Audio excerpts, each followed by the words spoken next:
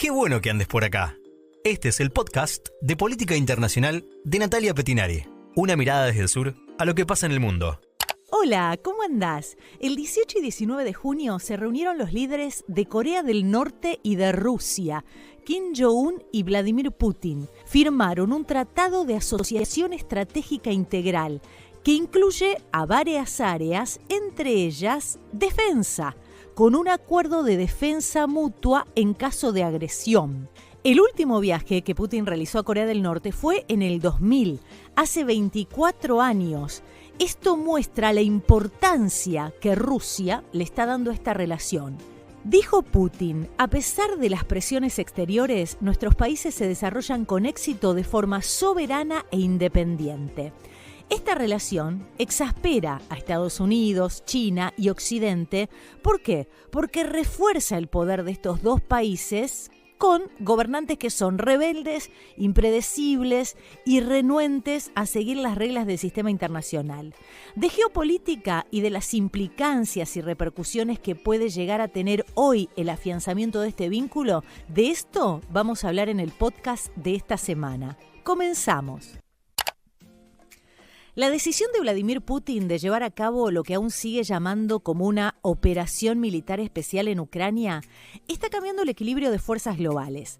La visita del mandatario ruso a Corea del Norte, uno de los países más aislados del mundo, tiene que ver con la necesidad urgente de armamento para sostener la ofensiva en Ucrania. Pero además, el vínculo se profundizó con un tratado de asociación estratégica integral del que apenas dieron a conocer detalles. Y a lo que se le sumó a este acuerdo de asociación estratégica integral la firma de un acuerdo de defensa mutua en caso de agresión y que va a sustituir a los tratados diplomáticos que existían entre Moscú y Pyongyang en 1961, 2000 y 2001.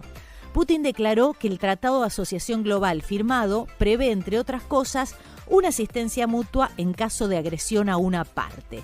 Y también precisó que Rusia no descarta una cooperación militar y técnica con Corea del Norte.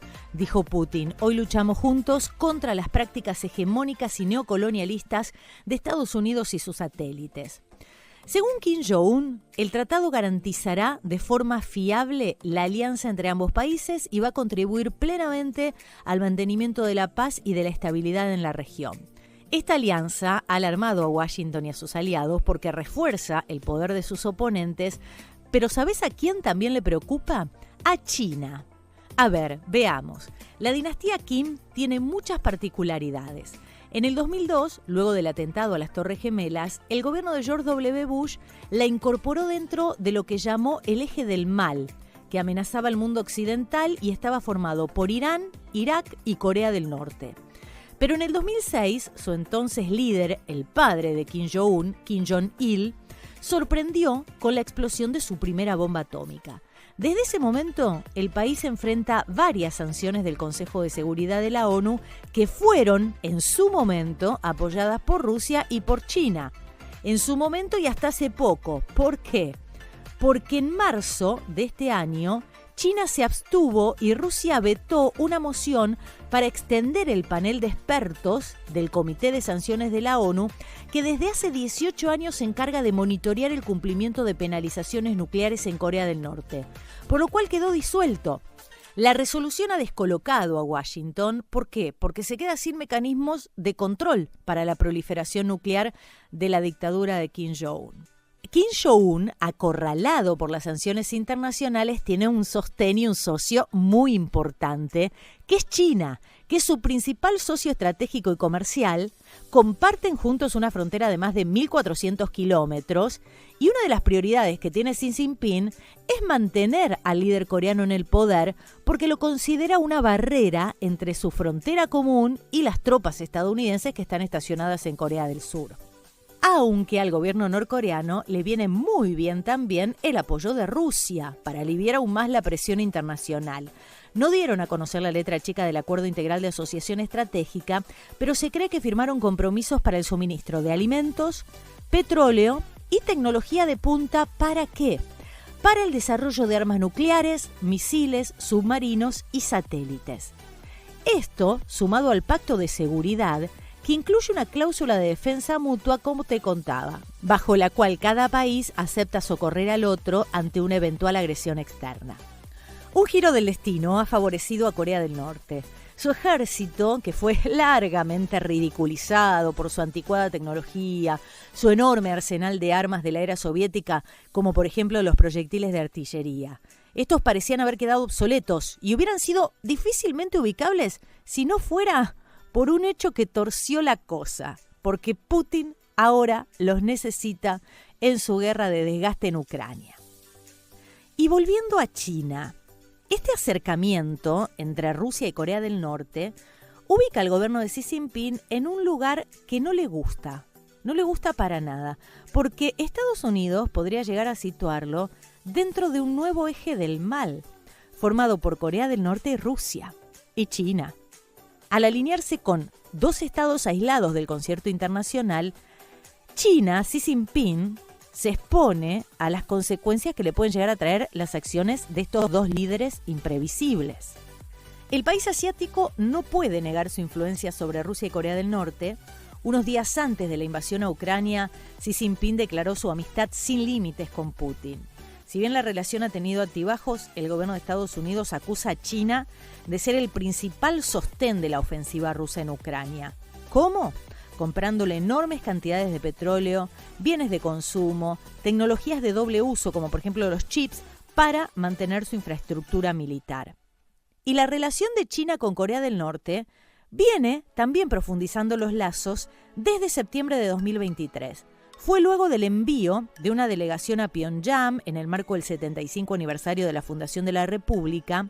El jefe de la diplomacia china destacó hace unos meses la inquebrantable política de ambos gobiernos por mantener, consolidar y desarrollar la amistad tradicional y agregó que no importa cómo cambie la situación internacional. Hay que tener en cuenta que Corea del Norte es el único país con el que China tiene un tratado de defensa. Es un tratado de 1961 que se trata de Tratado de Amistad, Cooperación y Asistencia Mutua, por el que Pekín se compromete a contribuir con su aliado en áreas de cultura, economía, desarrollo tecnológico y social, pero no se limita solamente a estos apoyos. Y acá presta atención, porque una de sus cláusulas fundamentales prevé que en caso de agresión militar, una nación debía salir en defensa de la otra. Es también un tratado de defensa mutua como el que acaban de firmar Putin y Kim Jong-un. En este contexto, quien la vio venir es Joe Biden, el presidente de Estados Unidos, que vio una necesidad urgente y en agosto del año pasado, en agosto del 2023, en Camp David, un sitio emblemático para la diplomacia norteamericana, buscó consolidar una alianza permanente ¿con quiénes? ¿Con quiénes? Con Japón y con Corea del Sur. Se reunieron entonces el primer ministro japonés Fumio Kishida y el presidente surcoreano Yoon Suk-yeol, y los tres acordaron afianzar la cooperación en materia de seguridad y economía, preocupados por la carrera armamentística en Corea del Norte y por la influencia china en la región. Es decir, Joe Biden se da cuenta que Estados Unidos necesita mayor presencia en la región y firma un acuerdo con los dos principales rivales de China y Corea del Norte. Y Biden logró unir a dos vecinos en tensión, como Japón y Corea del Sur, que pasan a ser aliados. Y acá hay que tener en cuenta lo que significa este acuerdo de Camp David para China, con un incremento de la presencia militar extranjera en su frontera, lo que es leído por Xi Jinping como un aumento del riesgo de confrontación o conflicto armado en la región.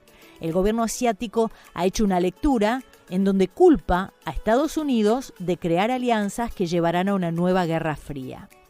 La posta hoy, la narrativa global en estos momentos la tomó este nuevo eje del mal, si se quiere. Rusia, Corea del Norte, China, que consideran culpable de los males contemporáneos a Estados Unidos y que impide el florecimiento de un mundo multipolar. Lo dicen todo el tiempo en sus discursos.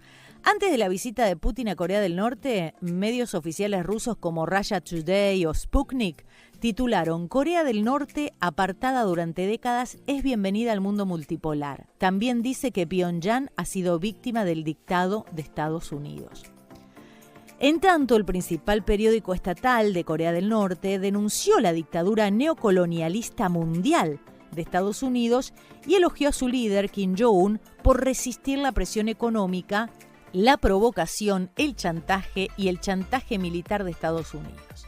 Y en esta situación, China, en cambio, elige no confrontar tanto con Estados Unidos e intenta presentarse a sí misma como una nación pacífica y contraria a dividir el mundo en bandos rivales, aunque, punto aparte, sus acciones digan lo contrario.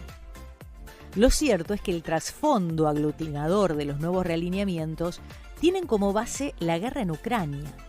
Y hay que recalcar que en este podcast no hemos hablado de Irán, porque no tiene que ver con el conflicto del que estamos hablando acá y con la reunión de Kim Jong-un y Putin.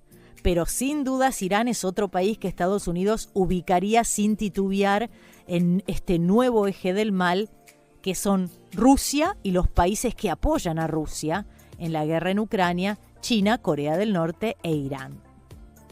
Pero volvamos al acuerdo firmado esta semana entre Corea del Norte y Rusia. Es un acuerdo que exaspera porque, como te decía, refuerza el poder de dos países con gobernantes rebeldes, impredecibles, renuentes a seguir las reglas del sistema internacional. Kim Jong-un llamó a este tratado como el tratado más fuerte jamás creado, que va a ayudar a acelerar la creación de un nuevo mundo multipolar. Y Putin dijo que se trata de un documento revolucionario.